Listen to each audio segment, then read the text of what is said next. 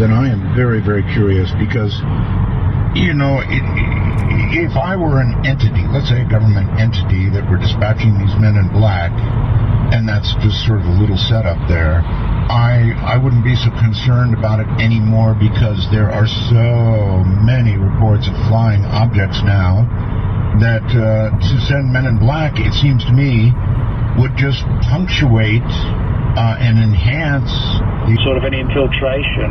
Okay. All right. Now you've done it. You brought up David Jacobs' name, Dr. Jacobs' name, several times, and I've held myself back, but I can't do it anymore. I did a show with him the other night. I don't know if you're aware of that or not. Yes, there was. Yes. One hell of a show, if I do say so myself.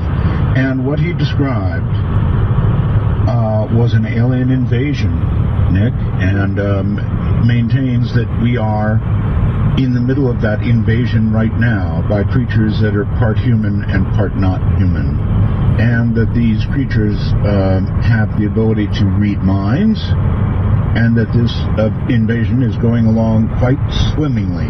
And I wonder if you would care to comment. I found it particularly chilling and surely possible, and I wonder how you feel about it. Well, yeah, I mean, it's one of these situations where I actually take a lot of notice of what David Jacobs has written, particularly like in his earlier book, The Threat. The main reason being because, having written about the Men in Black for so long, I've noticed a lot of deep parallels between the two phenomena. And, I mean, for example, in the new book, I've got cases where people have said the Men in Black have visited them. As I've said earlier, they have this strange skin.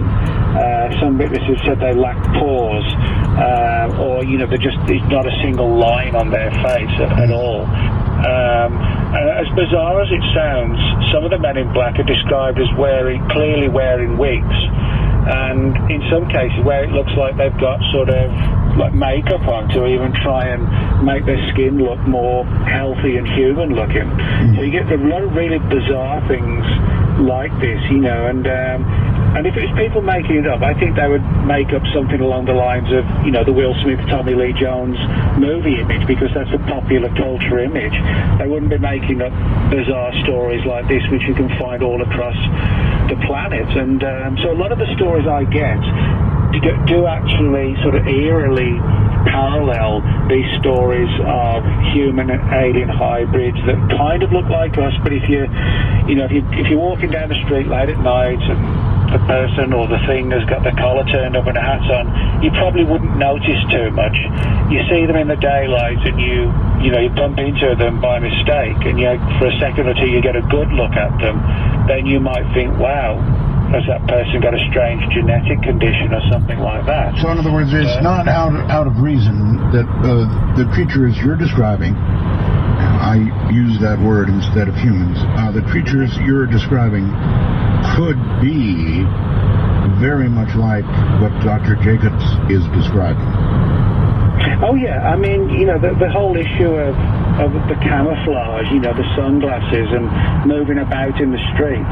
I mean, that's what the Men in Black have done for a long time. So I wonder if, you know, we're actually dealing with an almost identical, or if not identical, phenomenon.